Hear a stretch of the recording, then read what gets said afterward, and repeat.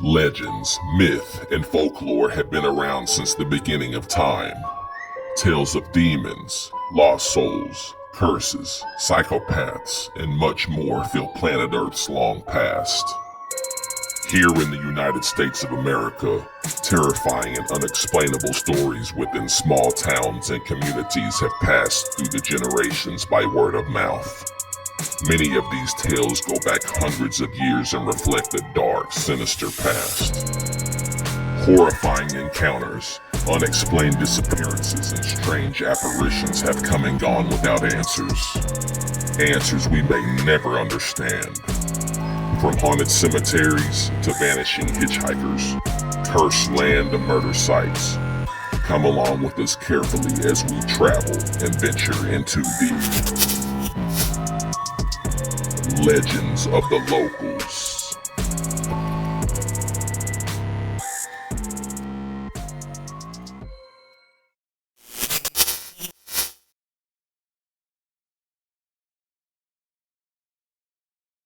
The MAUNEY House, an everlastingly forbidding scenery familiar to out-of-this-world anomalies, is located in the once booming town of Murfreesboro, Arkansas. Murfreesboro is known globally for its 37.5-acre plowed field, the world's only diamond-bearing site accessible to the public. Diamonds have continuously been discovered in the field since 1906. These extraordinary finds include the diamond Uncle Sam, found in 1924, which at over 40 carats is the largest diamond ever found in the United States. Archaeologists and scientists have determined that a 95-million-year-old eroded legendary volcano is the source of the diamonds. The ghostly MAUNEY House's beginnings reside in the early 1900s, when local resident John Wesley Huddleston discovered diamonds on his property. Huddleston's neighbor Millard MAUNEY, who owned 40 acres of diamond-bearing soil nearby, saw a money-making opportunity in the sacred discovery. With a newly installed train running to Murfreesboro from Nashville, Tennessee, MAUNEY and Huddleston gambled on the belief tourists and miners might be willing to travel to Arkansas for the chance to hunt for diamonds.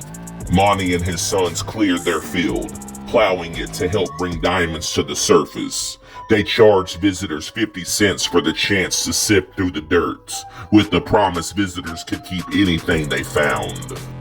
Within the first month of business, visitors were finding diamonds, including one 8.1 carat gem. Guests used one of MAUNEY's houses, this log cabin built in the 1830s, as a gathering place while visiting the mine. However, the mine was short-lived. Huddleston's finds, which had occurred many years earlier, had garnered the interest of investors, but those investors had already moved on by the time MAUNEY opened his mine. 1 year after opening the mine, MAUNEY closed his diamond business and sold shares of the property and leased his remaining land to corporations. Although the forbidden and forgotten MAUNEY House for ages has sat dormant to the eye on the outside, locals for many years now have told tales of the house being actively alive from within. According to local legend, the MAUNEY House is said to be haunted by spirits from long ago, spirits of those from a life filled with torment and tribulations. The dreaded historical house itself sits upon a hill along South Washington Avenue, casting fear into anyone who dares to stare at it for too long. The oldest standing structure in Pike County, Arkansas, this 2-story house originally had a third level that served as a secret lookout for hostile Native Americans during the early tough pioneer days. Witnesses have reported the odd feeling of being carefully monitored while in all areas of the sites, which the most paranormal activity being reported is on the second floor. Strange flashes of lights and orbs have been observed coming from the fireplaces on both levels. Many a soul have sensed another being closely behind them while walking up and down the staircase inside the cabin. Many historians believe the importance of this structure and land predates records long before MAUNEY built his cabin here. Native American folklore and legends surround this countryside, with the Kadoha Indian Village, a late Caddo settlement, is just to the northwest of the MAUNEY house. This area is rich in mysterious Native American folklore.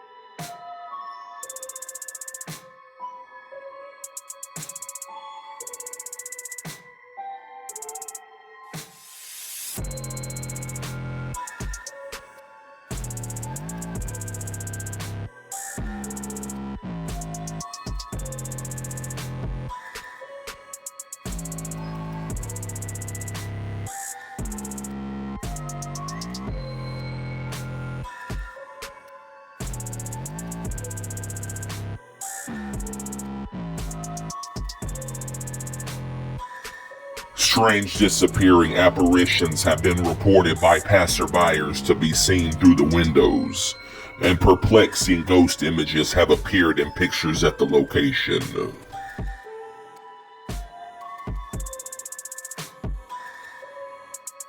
This ghostly photograph was taken in 2007, which to some shows two spirits atop the second floor.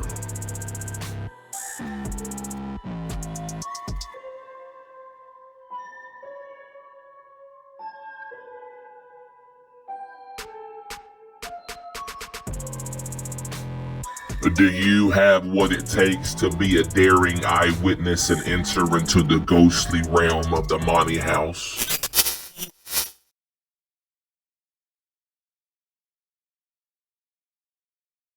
The Orpheum Theater, a bizarrely hellborn 2,308-seat venue known to make one's visit feel ill-fated, is located on the southwest corner of the intersection of South Main and Bill Streets in the city of Memphis, Tennessee.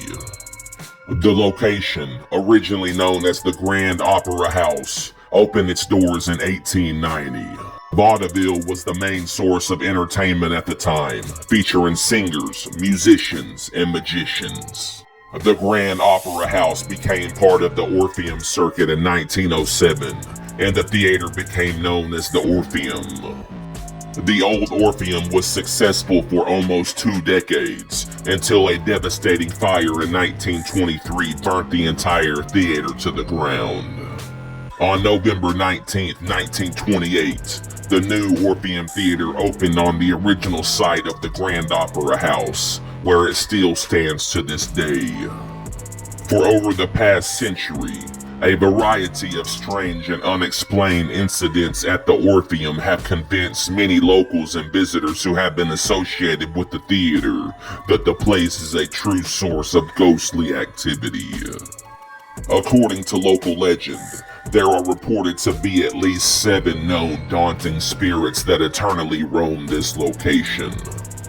One of the Orpheum's most well-known patrons is Mary, who in the 1920s was severely injured just outside upon the streets by either a vehicle or a trolley. Locals say that she was walking towards the front of the Orpheum while headed to a show there with her family. Her mortified parents and shocked onlookers attempted to help and carry Mary inside, but it was all for naught. Just moments later, she succumbed to her fatal injuries and sadly passed away. Since that fateful day, she has been seen all around the property.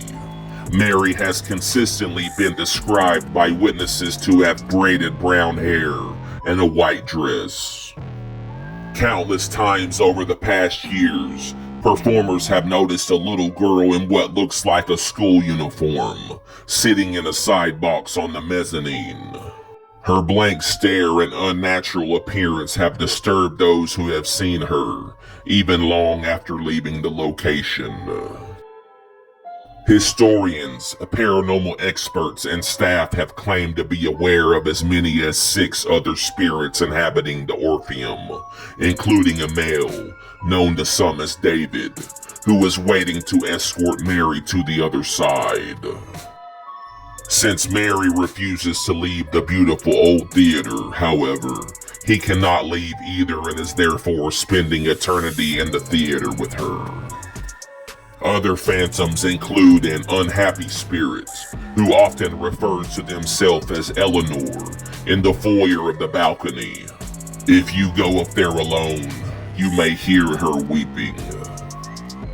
The infamous masked ghost, another ghastly apparition often compared to the likes of the Phantom of the Opera, is said to live in the theater's upper air ducts and sometimes devilishly waves from them during performances to observers.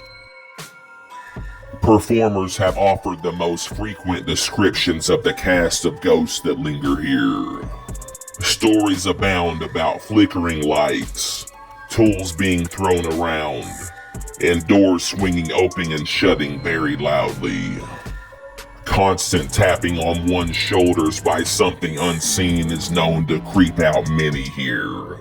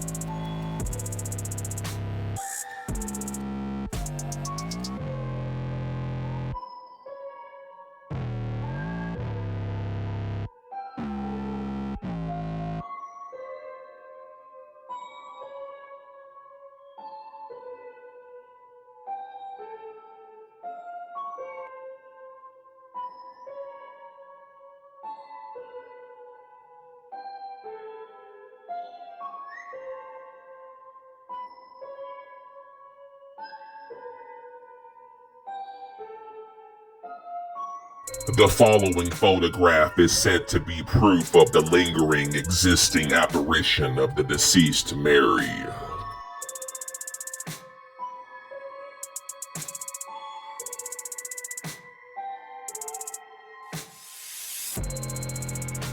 Are you resilient enough to be an onlooker to the group of horrendous spirits enthralled within the Orpheum Theater?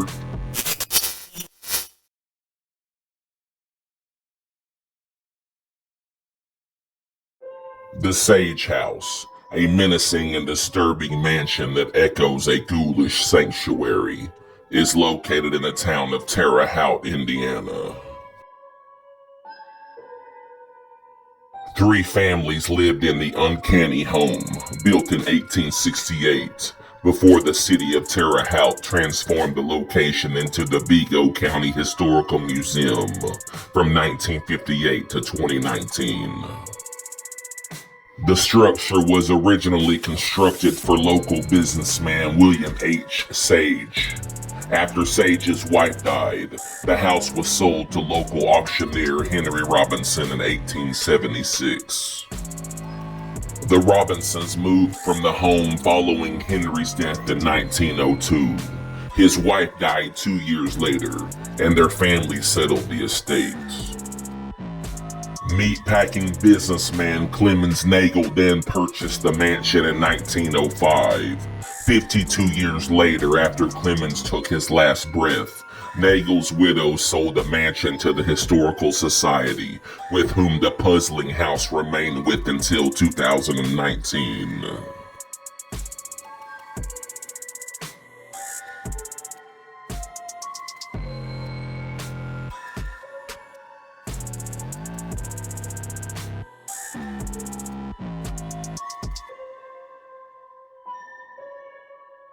The museum opened to visitors on May 11th of 1958.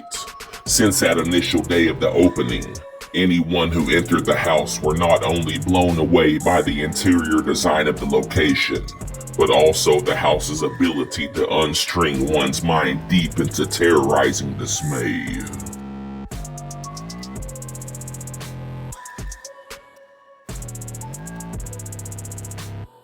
According to local lore, this property is said for over 70 years to be haunted and overtaken by an invisible force, one that is prone to enforce hair-raising happenings. It is a secret to no one in town regarding the tales of strange phenomenon at 1411 South 6th Street. The front staircase is a true hotspot for orbs, and a strange reoccurring white mist that smells of death has been seen and creepily noticed as well.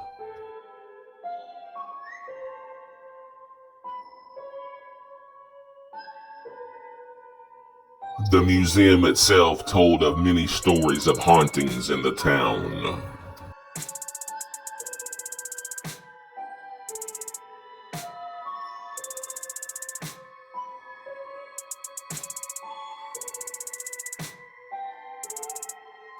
According to many, a creepy baby crib from long ago is still found upstairs and seems to bring bad luck to anyone whom has attempted to move or touch it. The puzzling anomaly has been known for years to move by itself. One local paranormal skeptic reportedly went upstairs to the room with the crib with friends and they suddenly saw it move. Some have reported a vague apparition of an adult spirit at one end of the crib, watching the hex crib slowly rocking back and forth. Locals have warned of entering the location alone and report the highest levels of EVP around the staircase and upstairs. The appalling basement is also a paranormal hotbed of its own. Are you foolish enough to enter into the panic-ridden, hysteria-filled atmosphere of the ominous Sage House?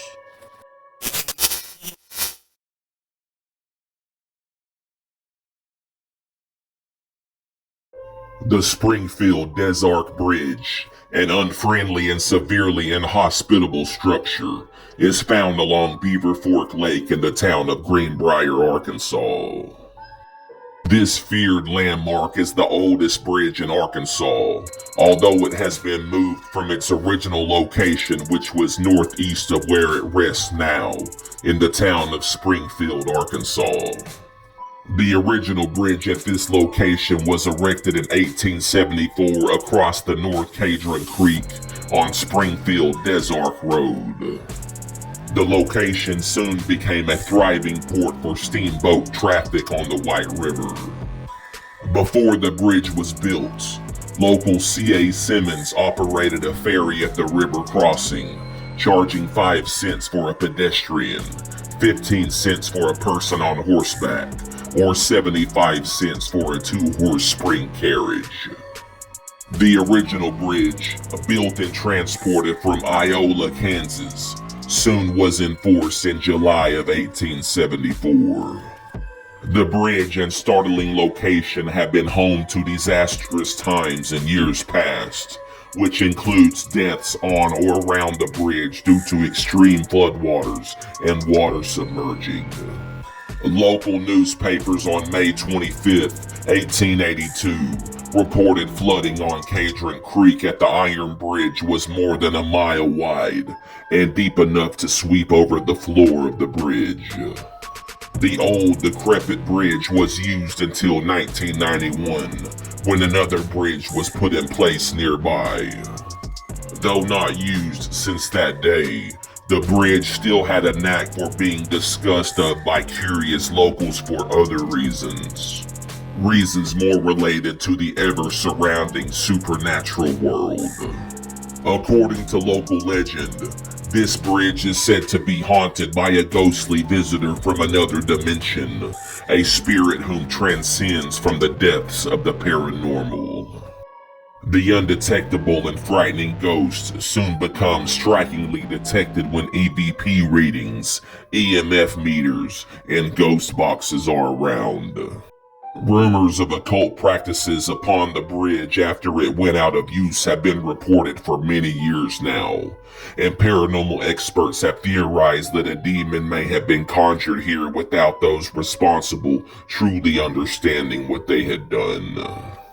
Alarmed witnesses at the original and new location say they have heard a ghostly baby crying and other strange, disheartening noises. Frantic shrieks of unknown origin have been heard while passing by the bridge. Feelings of paranoia and panic have been attributed to the bridge while one walks across it, some even saying that they feel a presence around them long after they stepped foot off of the fearsome bridge.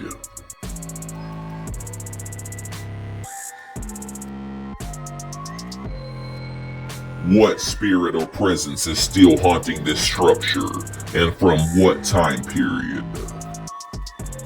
Locals say the answer has long been lost in forgotten lore. Would you cautiously step foot upon the Springfield Des Arc Bridge and be consumed by its unexplainable presence?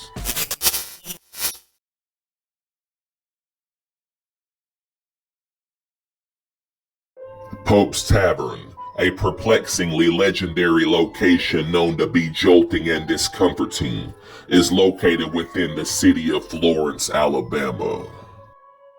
Locals of the past have told that Scottish immigrant Christopher Cheetham built the first structure at this location as an inn and stagecoach stop in the early 1800s. This at the request of political leaders Leroy Pope, a founder of Huntsville, Alabama, and Thomas Bibb, who would become Alabama's second state governor. They would name the location Pope's Tavern. During the disruptive Civil War years, the site was used as a hospital by both Union and Confederate soldiers during the war between the states. The exact number of men treated in the building is unknown, but tradition holds that men wounded during skirmishes in town came here, and many people lost their lives on the historically hapless property.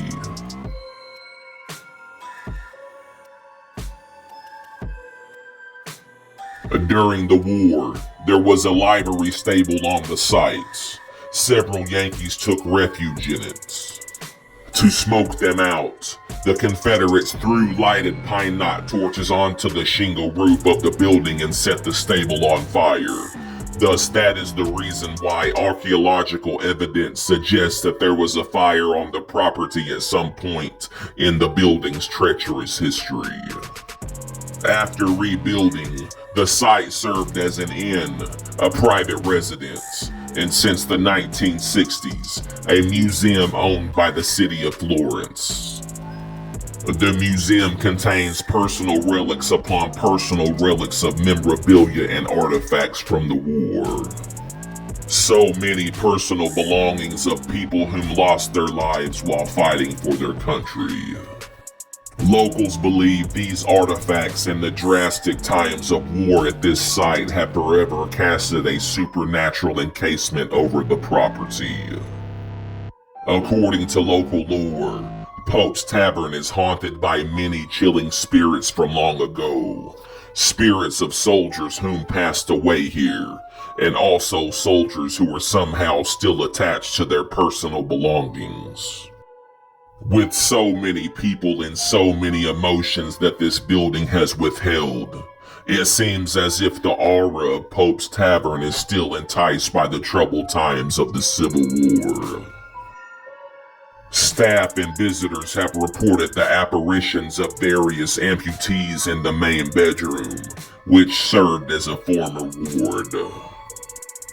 Others claim to see hauntingly fresh bloodstains on the floors and walls. Staff and shocked visitors have heard moans of agony and screams of pain. Disembodied footsteps and knocking noises have also been reported throughout the unexplainable establishment. The apparition of a female ghost has been seen walking through the halls quickly. She is believed to be one of the nurses who helped tend to the wounded many years ago.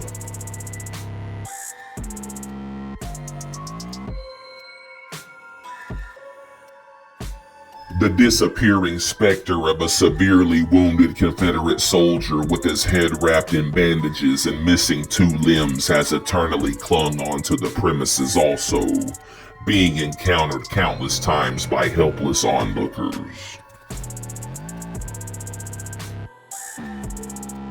Archaeologists in late 2021 unearthed artifacts that have been proven to predate construction of Pope's Tavern, the first known structure documented to be at this site.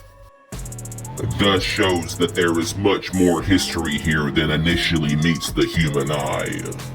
Possibly a dark history, lost and thrown out of local lore for unknown reasons.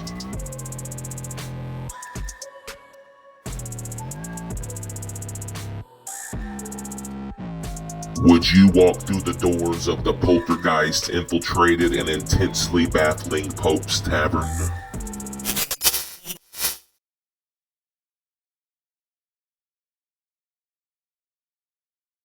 The old Greenwood Town Cemetery, a plot of land that captures the dark essence of truly making one's skin crawl, is located west of Shreveport in the town of Greenwood, Louisiana. There are over 800 bodies buried 6 feet beneath the ground here. For that reason alone, it comes as no surprise that this location is known for spooking visitors and locals completely away. According to local lore, this cemetery is said by locals to be haunted by a mysterious and unnerving force, one that cannot be explained by any given soul. Cold spots are felt within the gates, and sudden odd and unexplainable feelings of paranoia have been constantly reported by anyone willing to step foot here. A demonic red-eyed creature is said to hideously supervise the grounds after the sun goes down, being encountered by clueless sightseers for over a century now. One local years back late one night was with his friends standing amongst the gravestones. One of the friends had his Polaroid camera and took a picture of the local. After the picture came into focus, they noticed there was a pair of red eyes right behind their friend in the picture. Right at that very moment, they heard a deep voice directly behind them and took off running. Visitors coming to this location looking for a rush have instantly been scared away, swearing to never return.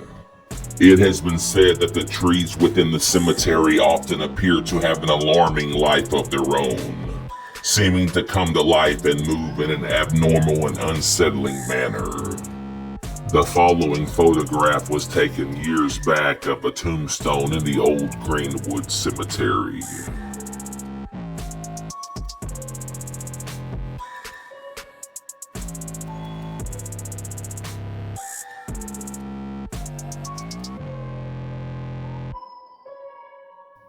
Would you daringly stroll through the shockingly paranormal realm of the monstrous old Greenwood Town Cemetery?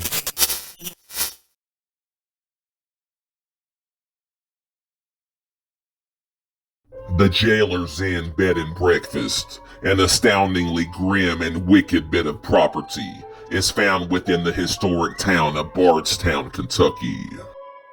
Previously known as the Old Nelson County Jail, the front building, sometimes referred to as the Old Jail, was built in 1819 and began as jail cells, but then became the jailer's home when the back building was constructed in 1874.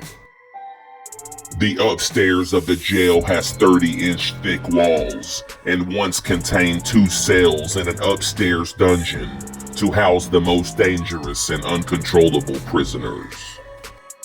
These buildings were in use until 1989 and were the oldest operating jail complex in the state of Kentucky and was home to prisoners for almost 200 years. The backyard of the property was also where people were publicly hung for their crimes. This site currently operates as a bed and breakfast and attracts interest from far and wide. The B&B itself dates back to the days soon after the last prisoners left, and you can spend the night in one of their former jail cells. Although nearly every prisoner whom ever walked through these thick jailhouse doors somehow found a way out, there are many stories of ghoulish activity that point towards the belief that some of the spirits of the incarcerated here in years past may have never truly left. According to local legend, this site is said to be home to numerous phantoms whom have been witnessed by countless petrified onlookers. Locals, visitors, and staff members have heard residual sounds of disturbing, disembodied footsteps and people creepishly crying. Often referred to as one of the most haunted inns in America, this location is documented to contain more activity than one has ever witnessed in one place. Odd noises, faint voices, and loud screams when nobody else is around have been heard throughout the late hours of the night. One of the confirmed ghosts here is the spirit of a man, Martin Hill, who mysteriously died painfully while waiting to be hanged for murdering his wife long ago. Spikes on the EMF meter and recorded EVP has often been dreadfully contributed to him, and also one Mrs. McKay, one of the original jailers from long ago.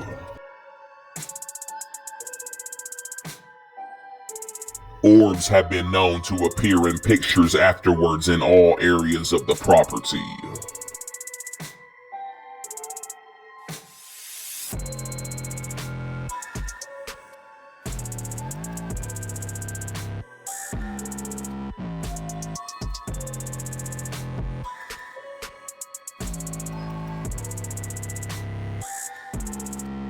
Strangely, not only are former inmates still residing here, but others of unknown origins also.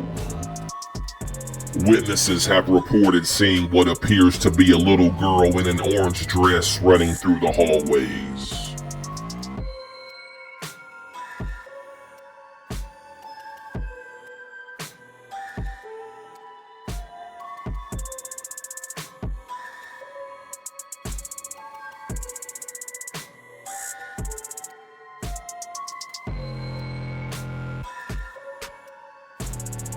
Faint figures in the windows have been seen by many while passing by outside along West Stephen Foster Avenue.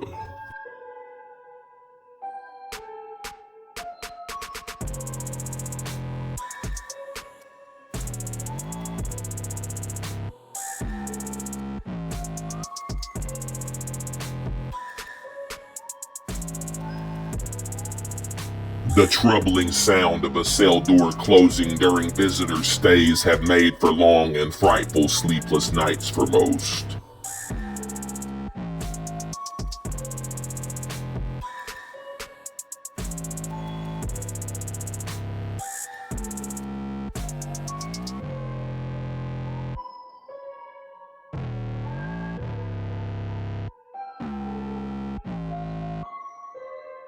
Eerie, lingering sounds and muted whispers are a common occurrence here.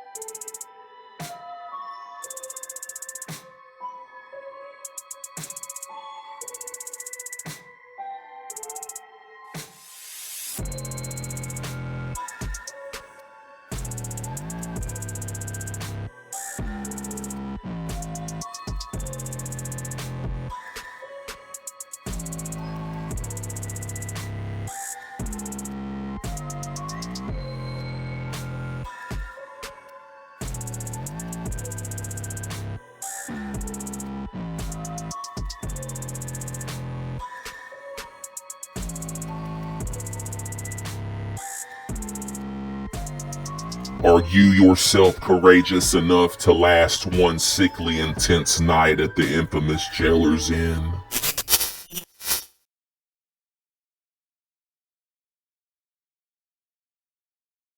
COEUR Lake Park, an unsettling and horrendously dark setting that is known to send one into a frenzied panic, is located just northwest of St. Louis, in the town of Maryland Heights, Missouri. The lake in its beginnings was formed as an oxbow lake that was cut off from the Missouri River. In the 1880s, the lake area became a popular resort and family destination. By the time of Prohibition, however, the location took a more sinister turn as the lake became home to saloons, dance halls, and speakeasies. It turned into a hideout for well-known and feared gangsters. One notorious resort, the Duffy Quinn Resort, was located on Upper COEUR Lake and was connected to 5 killings and 1 attempted murder, in which a mob figure tried to have a witness to one of his crimes killed. The incidents happened between 1925 and 1938. In October of 1925, 3 gangsters came into the bar at the resort and owner James Quinn got into a gunfight with them, killing all 3.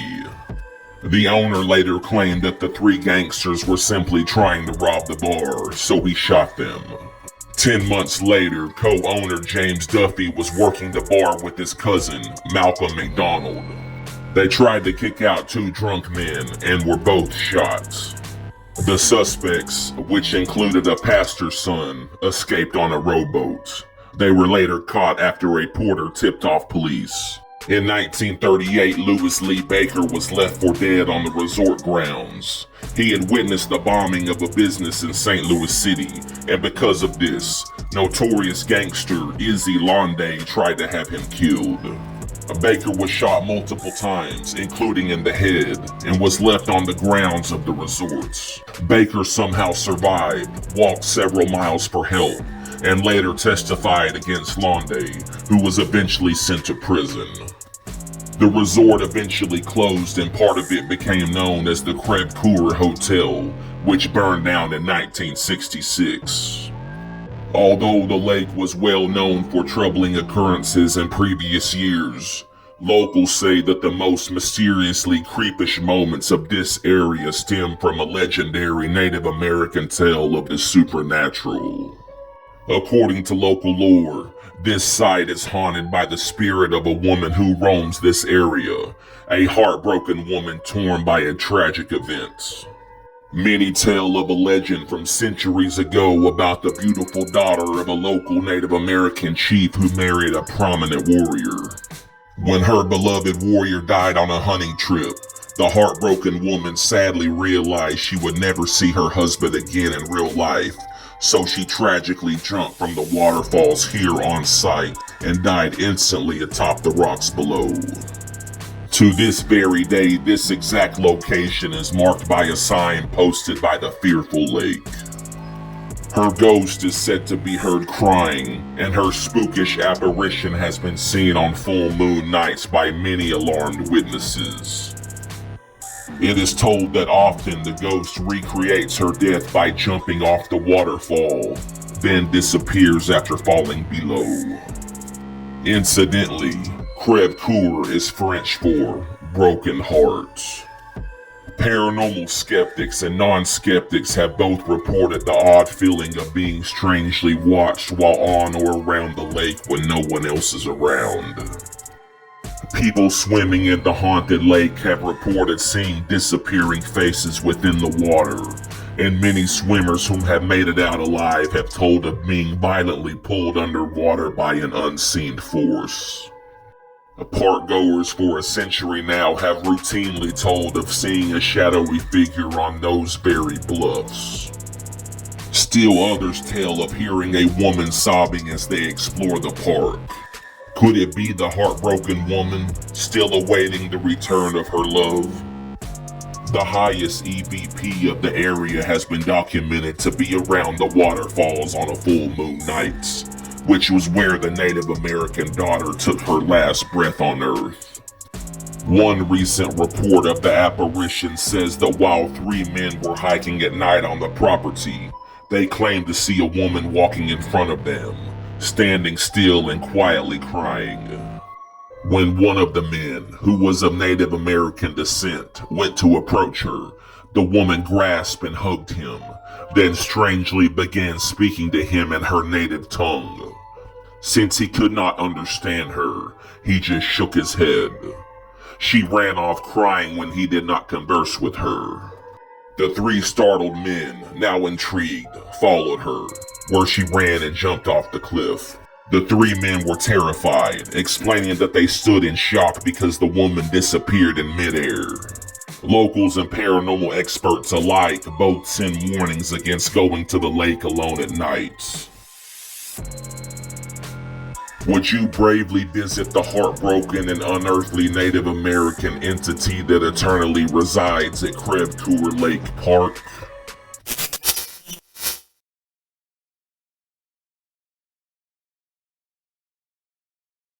White Oak Manor, an ambiguously fateful stayover with a shadowy reputation, is found in the historically significant town of Jefferson, Texas. Though the appearance of this location seems quaint and comforting, locals for years have spoken of unexplainable occurrences that have resulted in sleepless nights for visitors. For decades, investigators, historians, and curious onlookers have booked a stay here at the White Oak Manor, hoping to get a glimpse of the supernatural. According to local legend, a ghost named Ida Sue, a young blonde girl, is said to haunt this inn with undefinable precision. Witnesses have reported seeing disappearing and indecipherable apparitions. Blankets and quilts that move by themselves have been pulled off of terrified guests on many occasions, with one bewildered guest choosing to abandon the house before anyone could try to talk him out of it. Strange sounds during late hours of the night have been heard by many, confusing the staff and leaving them without a worldly answer to these moments. EVP has been documented of bizarre sounds that can also be heard by witnesses by ear, of extremely sick coughs and sneezes throughout the day and night. This ghastly reoccurring resonating blare is thought to be a residual haunting from someone who once died of tuberculosis or pneumonia in the house many years ago, losing their life on the grounds. Tales of unlucky guests being locked inside their bathrooms have been spread far and wide, leaving one speechless because all of the doors lock from only the inside. These heart-churning moments have been contributed to the spirit of Ida Sue.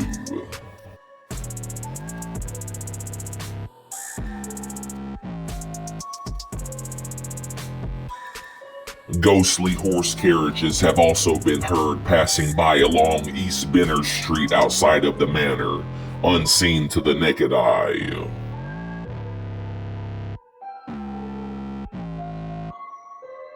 Would you last one night at the deeply mortifying spectacle that is the ever-startling White Oak Manor Bed and Breakfast?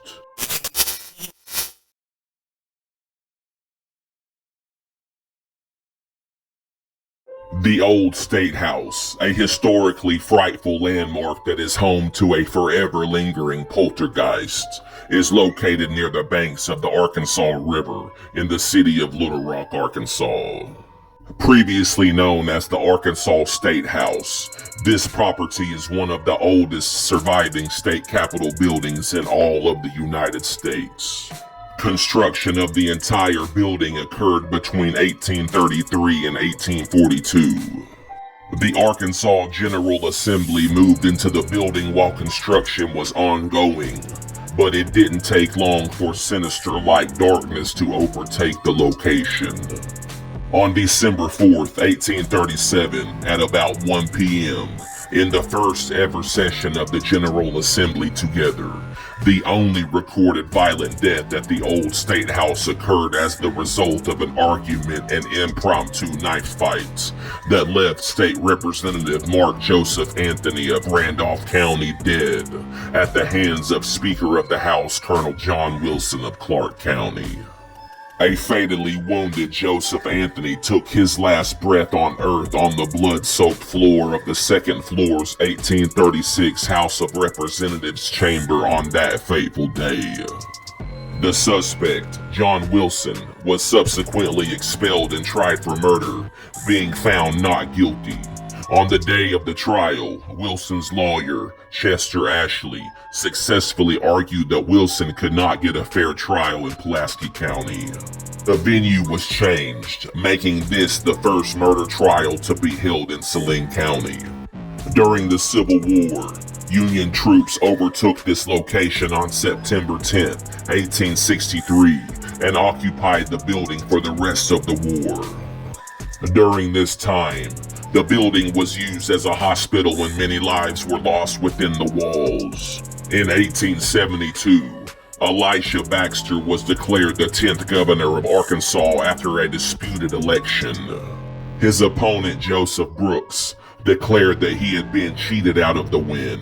17 months later, Brooks staged a takeover at the State House. He threw Baxter out of office and set up a cannon on the State House lawn to discourage attacks.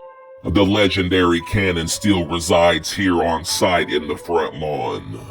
The ousted Governor Baxter moved down the street and set up another office, operating his own government against Brooks. It was only a short time before President Ulysses S. Grant stepped in and restored order to Arkansas. During the 1900s, this location was used as a medical school, which included a drop chute to drop the bodies down to the morgue, which was then located in the basement. With all of the negative history of this location, locals say that the hauntingly alarming vibe that the old State House gives off is dreadfully real. According to local legend, this property is said to be haunted by the spirit of the murdered Speaker of the House, Joseph Anthony, who has been known to confront visitors in a mystifying and ghastly manner since the day of his traumatic murder. His ghost has been seen here by many, wearing a period frock coat. Staff members for years have reported seeing his disappearing apparition, sometimes not realizing what they had just encountered until moments later. Others have reported cold spots or the feeling of a cold hand on their shoulder. Unidentifiable voices and sounds throughout all the floors are oddly heard daily. People walking in rooms have heard others pacing behind them, yet they soon turn around and notice they are the only ones remotely around. A deep, unexplainable man's voice, said to be Anthony's, is eerily heard at times, spooking even the bravest hearts.